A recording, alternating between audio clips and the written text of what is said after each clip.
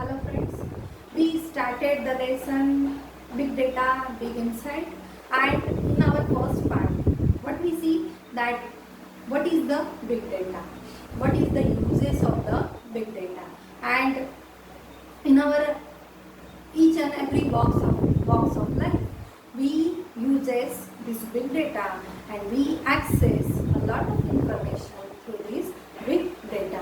Here in this video, we are going to see uses of big data. So let us see uses of big data. First use is location tracking.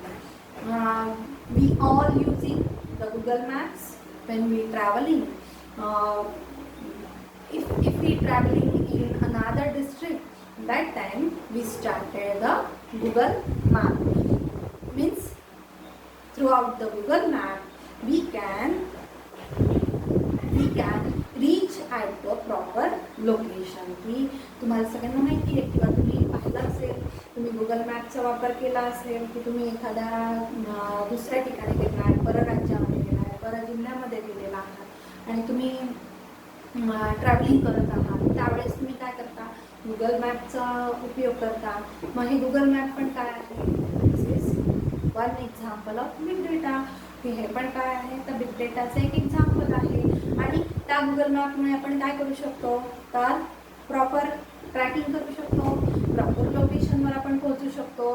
So this is the use of big data. Let us see location tracking. Big data has been useful in identifying and tracking the exact location of a place. की आपण आपल्या घरी बसून सुद्धा काय करू शकतो, की आपल्याला एखाद्या ठिकाणी जायचं तर आपण गुगल मॅपवर पाहू शकतो की किती वेळ लागेल, आपला रूट कसा आहे, एक्झॅक्ट लोकेशनला आपण कधी पोहोचू शकतो. आणि जर आपण ट्रॅव्हलिंग चालू केलं आणि आपण आपला गुगल मॅप चालू केला तर आपल्याला कळू शकतं की आपल्याला आता किती वेळ लागणार आहे, आपला रूट कसा आहे. तर या सगळ्या गोष्टी कशामुळे साध्य झालेल्या आहेत, तर only because of the big data. की माहितीच्या प्रचंड साठ्यामुळे ह्या सगळ्या गोष्टी साध्य झालेल्या आहेत. Big data has been useful in identifying and tracking the exact location of a place. की big data has been useful, की इथे जो डेटा वापरला जातो तो कशासाठी उपयुक्त असतो, तर for tracking the exact location of a place. की एक्झॅक्ट लोकेशन काय आहे, तर ते एक्झॅक्ट लोकेशन ट्रॅक करण्यासाठी आपल्याला बिग डेटाचा वापर होतो. Your GPS and Google map make use of big data. की GPS मध्ये बिग डेटा असतो, त्यानंतर गुगल मॅपमध्ये सुद्धा असतो. आणि त्यामुळे GPS म्हणजे काय, तर ग्लोबल पोझिशनिंग सिस्टीम. की त्याच्यावर आता गुगल मॅप तयार केलेला आहे आणि त्यावरून आधारित आपण काय करू शकतो, एक्झॅक्ट लोकेशनला आपण पोहोचू शकतो. With geographic positioning and radio frequency identification sensors we get the real time data about traffic.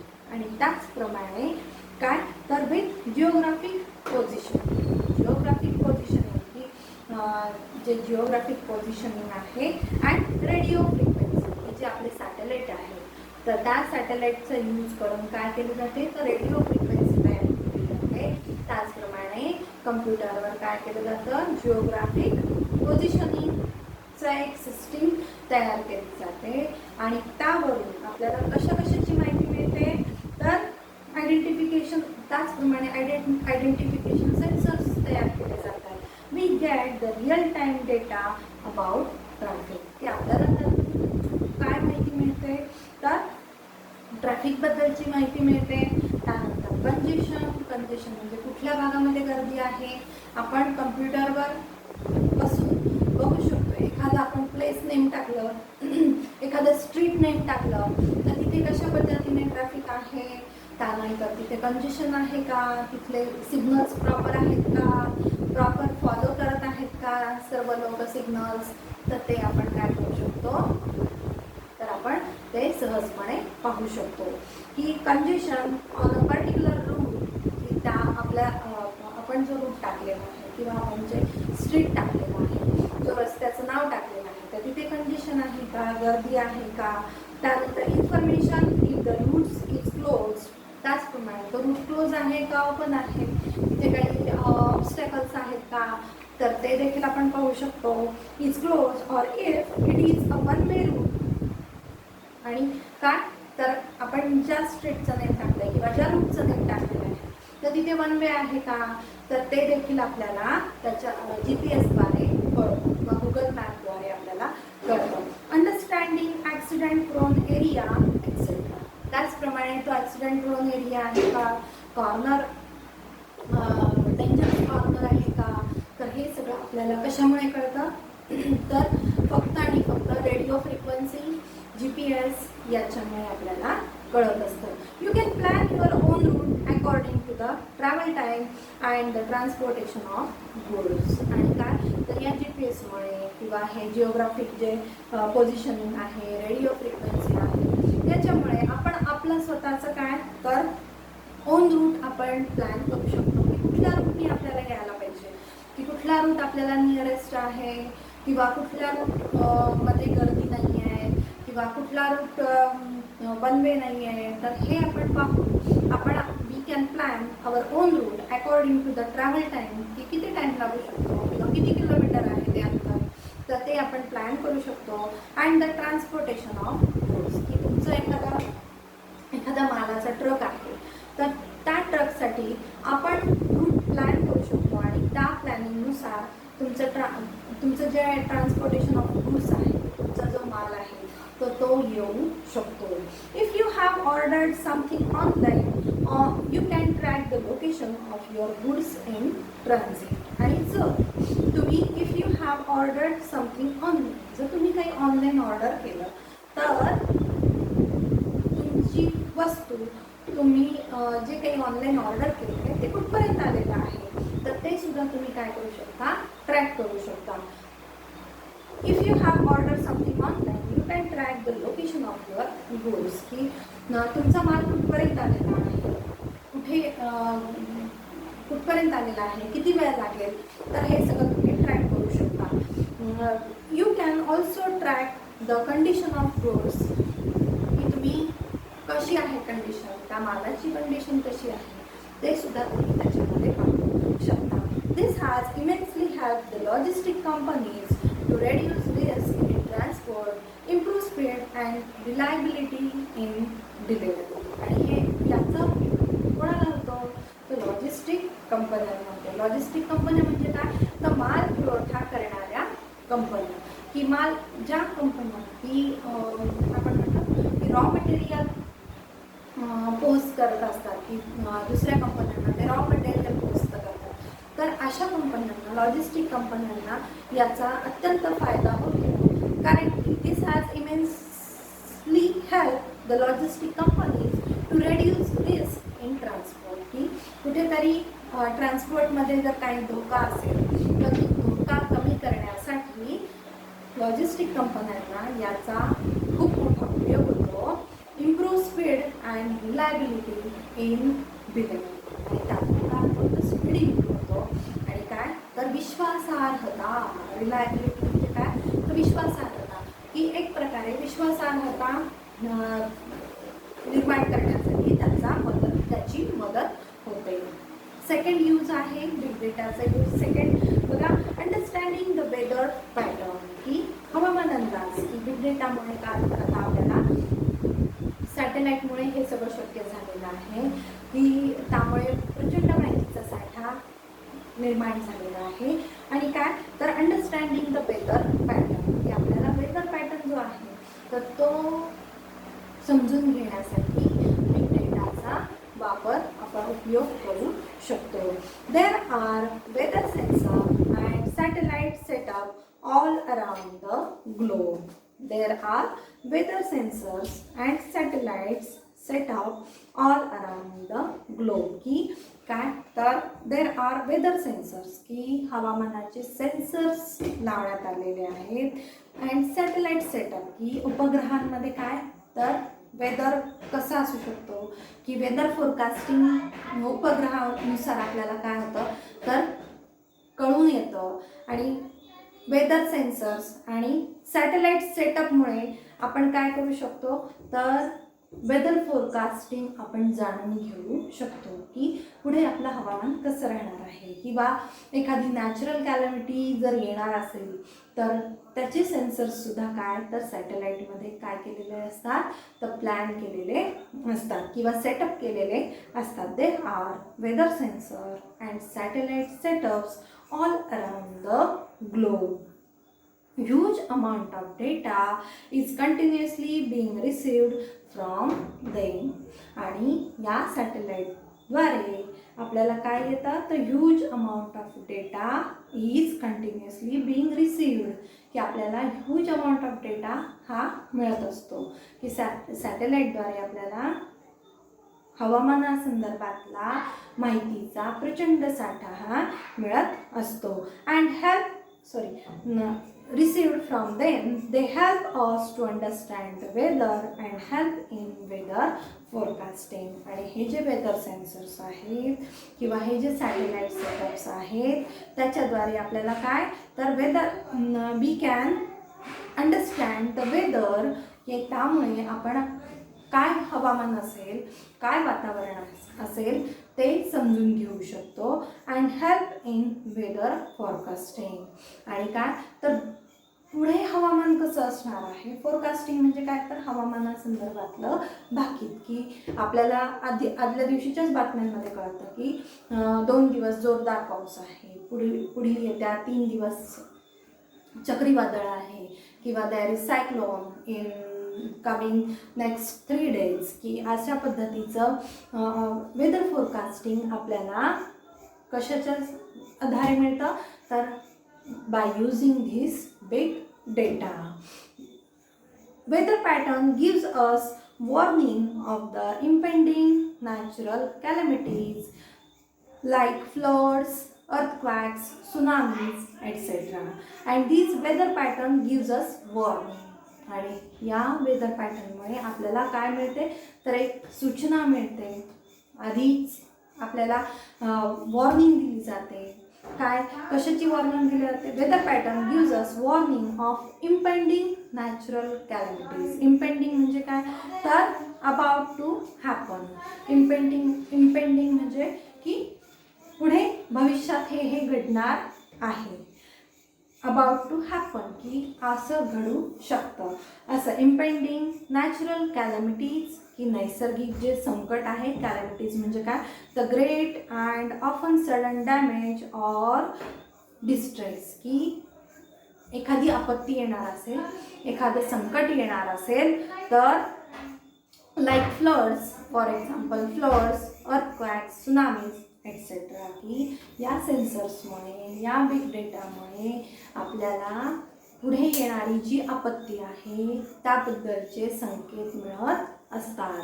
Necessary preparation to combat them can be made well in advance.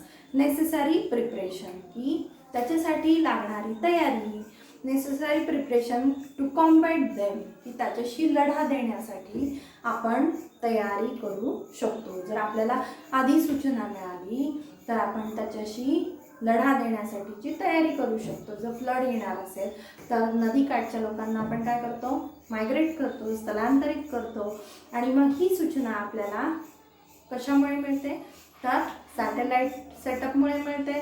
त्याचप्रमाणे वेदर सेन्सर्समुळे ही सूचना आपल्याला मिळत असते. हे सगळं कशाचा परिणाम आहे, तर बिग डेटाचा परिणाम आहे. Combat them can be made well in advance. We can study global warming, predict availability of natural resources like weather, and we can study global warming, की आता जागतिक तापमानवाढ होत आहे तर त्याबद्दलचा आपण अभ्यास करू शकतो की कशाच्यामुळे ही जागतिक तापमानवाढ होत आहे वगैरे. तर we can study global warming, predict availability, की भाकीत करू शकतो की पुढे काय होणार आहे, काय होऊ शकतं, किंवा पाऊस कसा असेल, किंवा दुष्काळ पडणार आहे का, या सगळ्या गोष्टींचं भाकीत करू शकतो. Of natural resources like water, किंवा कुठे पाणी साठा आहे, कुठे पाणीसाठा नाही आहे, याबद्दल सुद्धा आपण याच्यात सॅटेलाईटद्वारे आपण काय करू शकतो तर प्रेडिक्टेशन करू शकतो. The third use of big data is health care industry. ही आरोग्य क्षेत्रामध्ये सुद्धा काय झालेला आहे तर बिग डेटाचा मोठ्या प्रमाणावर वापर केलेला आहे. Today we see the people have become health conscious. Today we see the people have become health conscious, की आत्ताच्या काळामध्ये सर्व लोक हे कसे आहेत तर हेल्थ कॉन्शियस आहेत. The smart watches, other wearable health apps in our phone keeps on collecting data.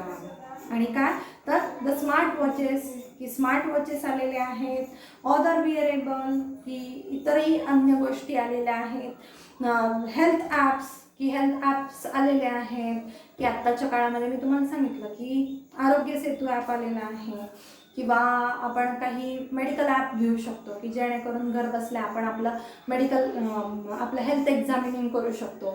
आणि त्यामुळे काय तर health apps in our phone keeps on collecting data. आणि या हेल्थ ॲप्समुळे काय होतं तर on our phone keeps on collecting data. आणि त्यामुळे काय होतं तर माहितीचं संकलन हे होत असतं. We can say that there are our own mini biomedical research device. आणि त्यामुळे आपण असं म्हणू शकतो की we can say that they are our own mini biomedical devices, biomedical research devices. आणि हे जे ॲप्स आहेत, हे जे स्मार्टफोन आहेत, स्मार्ट वॉचेस आहेत, किंवा अदर विअरेबल आहेत, हेल्थ ॲप्स आहेत, त्यामुळे आपण आपलं स्वतःचं एक्झामिनिंग करू शकतो, किंवा आपण असं म्हणू शकतो की our own mini biomedical research devices, की आपली स्वतःची एक आरोग्य यंत्रणा, की आपल्या स्वतःची एक आरोग्य यंत्रणा याला आपण म्हणू शकतो. They detect our health rate, की असे काही डिव्हाइसेस आहेत, की असे काही डिव्हाइसेस आहेत की आत्ताच्या काळामध्ये आपल्याला आणखीन एक डिव्हाइसचा यूज मोठ्या प्रमाणावर लक्षात आला, ते म्हणजे ऑक्सिमीटर. की आत्ता करोनाच्या काळामध्ये आपण ऑक्सिमीटर लोक ऑनलाईन मागू लागले. कशासाठी तर ऑक्सिजनचं प्रमाण पाहण्यासाठी, किंवा आपण आपली शुगर घरीच चेक करू शकतो. तर तसे डिव्हाइसेस की जेणेकरून काय तर आपण आपलं स्वतःचं एक्झामिनिंग करू शकतो. They detect our heart rate, की आपला हार्ट रेट डिटेक्ट केला जातो. Monitor the patients sleep pattern, की पेशंटचं स्लीप पॅटर्न मॉनिटर केला जातो. Keep a record of his exercise, की किती एक्झरसाइज केली जाते तर त्याचं रेकॉर्ड ठेवलं जातं. द डिस्टन्स वॉक एक्सेट्रा, की किती अंतर चालून आला. तर असे काही डिव्हाइसेस आहेत, ते जर आपण घेऊन चालायला गेलो तर आपण आत्तापर्यंत किती डिस्टन्स चाललो, तर अशा प्रकारचे डिव्हाइसेस आलेले आहेत. हे सगळे डिव्हाइसेस म्हणजे काय आहे तर एक प्रकारचा डेटा आहे, आणि तो डेटा काय केला जातो यूज केला जातो. आणि so these devices are mini biomedical research devices.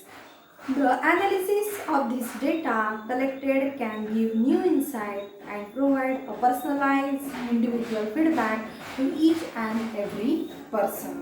आणि काय तर the analysis of this data, या सर्व मेडिकल डेटाचं जर आपण ॲनालिसिस केला तर can give us new insight, की आपल्याला एक प्रकारचं नवीन ज्ञान त्यातून मिळत जातं. न्यू इन्साईट म्हणजे काय अंतर्ज्ञान, की आपल्यालाच आपलं कळतं की आपलं हार्ट रेट काय आहे, किंवा आपला BP किती आहे, आपली शुगर लेवल किती आहे, आपलं ऑक्सिमीटर म्हणजे आपलं ऑक्सिजनचं प्रमाण किती आहे. तर हे आपल्याला काय देतं तर एक प्रकारचं ज्ञान देतं, अंतर्गत ज्ञान देतं. And provide a personalise individual feedback. आणि काय तर आपण काय करायला हवं आहे, काय करायला नको आहे, तर हे प्रोव्हाइड पर्सनल फीडबॅक, आपल्याला एक प्रकारचा पर्सनल फीडबॅक मिळतो त्यातून. To each and every person, की प्रत्येकाला एक प्रकारचा फीडबॅक त्यातून मिळत असतो.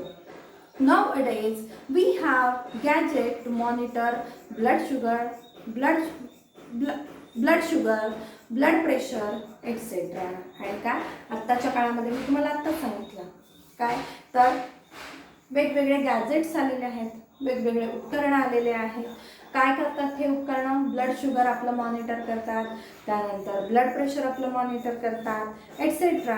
ॲट होम, की घरी बसल्या आपण हे सगळे डिव्हायसेस आणले, हे सगळे माहितीचे साधनं आणले, तर त्यातून आपल्याला आपलं स्वतःचं एक्झामिनिंग करता येतं. 24 आवर्स एव्हरी डे म्हणजे काय, 24x7 म्हणजे काय, 24 hours in a week, 24 hours for every day, की 24 तास, प्रत्येक दिवशी 24 तास आपण स्वतःचं मॉनिटरिंग करू शकतो. Monitoring can be provided to patient in hospitals too. आणि काय, तर हॉस्पिटल्समध्ये सुद्धा, किंवा we can stay at home and we can monitor ourselves, and it gives the personalized insight by these data devices, की या डिव्हायसेसमुळे, या डेटा डिव्हायसेसमुळे आपल्याला पर्सनल मॉनिटरिंग करता येतं. With the help of big data the doctors can now have better diagnosis of any alignment, the effect of any drug etcetera.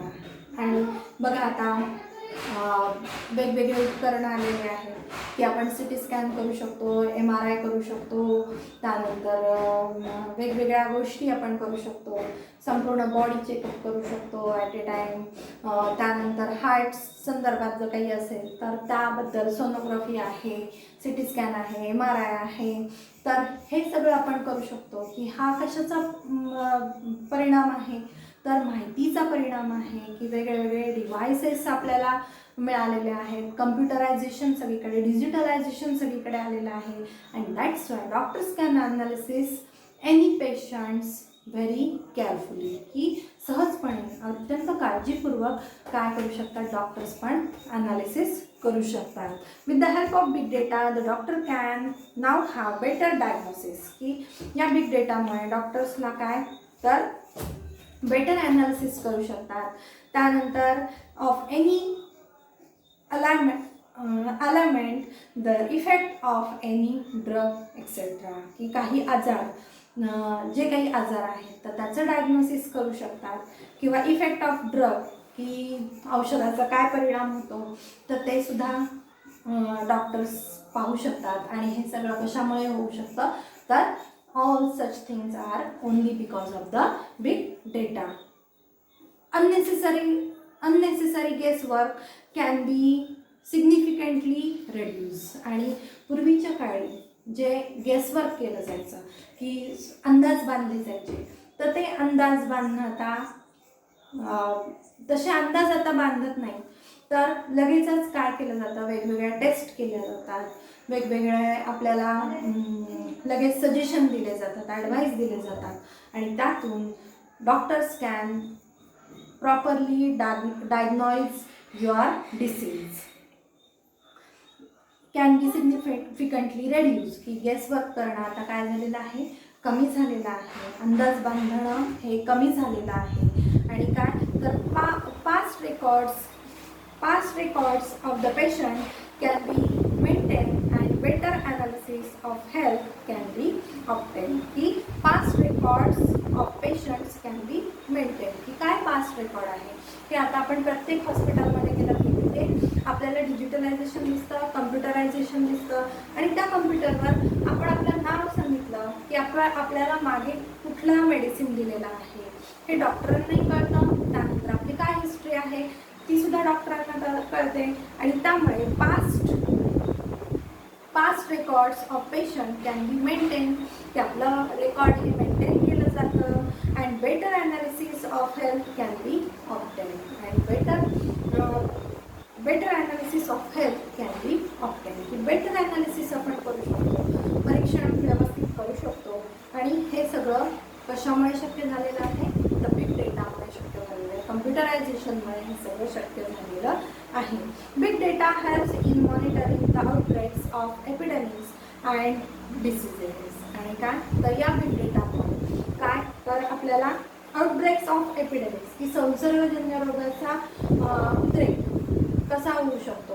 तर हे आपल्याला कळून येतं की बघा, आपल्याला आता आपण तो अनुभव घेतला, ह्या 6 महिन्यामध्ये आपण तो अनुभव घेतला, मार्चपासून ते आता सप्टेंबरपर्यंत आपण प्रत्येक महिन्याच्या जो न्यूज पाहिल्या, तर त्या न्यूजमधून कळतंय की कधी आउटब्रेक होणार आहे, कधी पहिली स्टेप आहे का, पहिली स्टेज आहे का, सेकंड स्टेज आहे का, थर्ड स्टेज आहे का, इतर देशांमध्ये कुठली स्टेज आहे, आपल्या देशामध्ये कुठली स्टेज आहे, किंवा मृत्यूदर कसा आहे, प्रत्येकाचे पर्सेंटेज, त्यानंतर रोजचं आपल्याला कोविडचं रिपोर्टिंग, हे सगळं कशामुळे शक्य झालेलं आहे. All such things are only because of the big data. हे सगळं कशामुळे शक्य झालेलं आहे, बिग डेटामुळे शक्य झालेलं आहे. की big data helps in monitoring the outbreaks of epidemics and diseases. कुठले डिसीजेस आलेले आहे, कुठे कोणती साथ आलेली आहे, त्याच्यापासून आपण कसा बचाव करू शकतो, कुठल्याही आपण रेमेडियल थेरपी तिथे यूज करू शकतो, किंवा प्रिव्हेंटिव्ह कशा पद्धतीने केअर, म्हणजे प्रिव्हेंटिव्ह मेडिसिन कसं देऊ शकतो. तर हे सगळं कशामुळे साध्य झालेलं आहे, तर बिग डेटामुळे साध्य झालेलं आहे. की इथून मागे पण अशा साथी असंख्य आल्या, परंतु त्याचं एवढा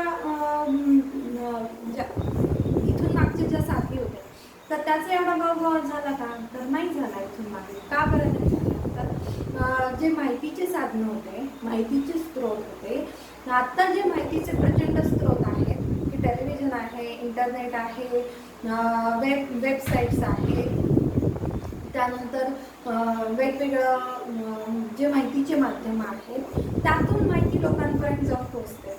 पूर्वीच्या काळामध्ये तशी नव्हती, आणि त्यामुळे जरी संसर्गजन्य रोग आले तरी पण त्याबद्दल बरेचसे लोक काय असायचे, तर they are unknown about that epidemics. की साथीबद्दल बरेचसे लोक कसे असायचे, अज्ञात असायचे. परंतु आता only because of the big data, only because of the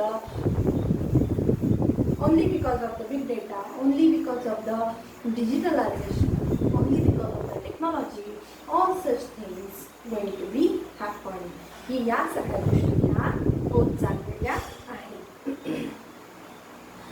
Just when you post your message, I'm down with flu, if you post a message that I'm down with flu on the WhatsApp, that time, or on the Facebook, it will be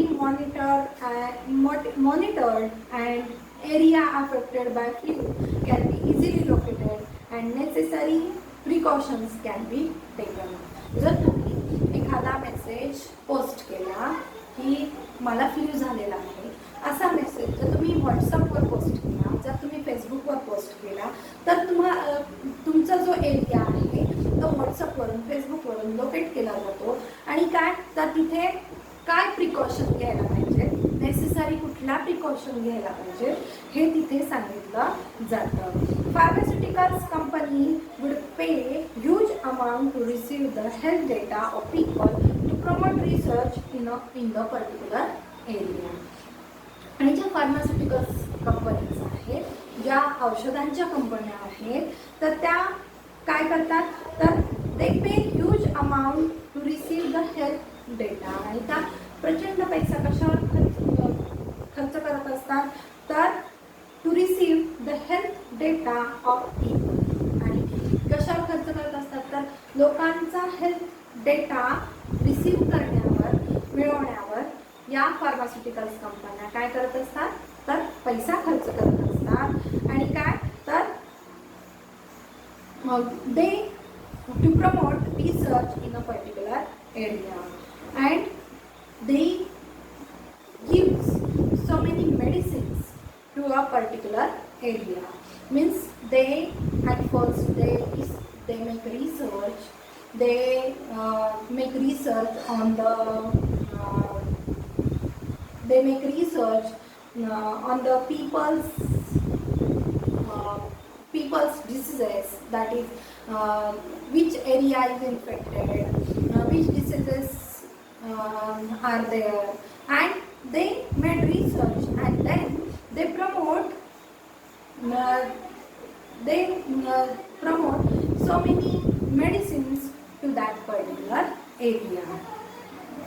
With the help of the gathered, individuals are often given suggestions and solutions for the problems they are encountering. आणि काय तर या डेटामुळे एखाद्या व्यक्तिगत जे problems आहेत, व्यक्तिगत काही सजेशन्स आहेत, तर ते त्या व्यक्तीला मिळवले जातात.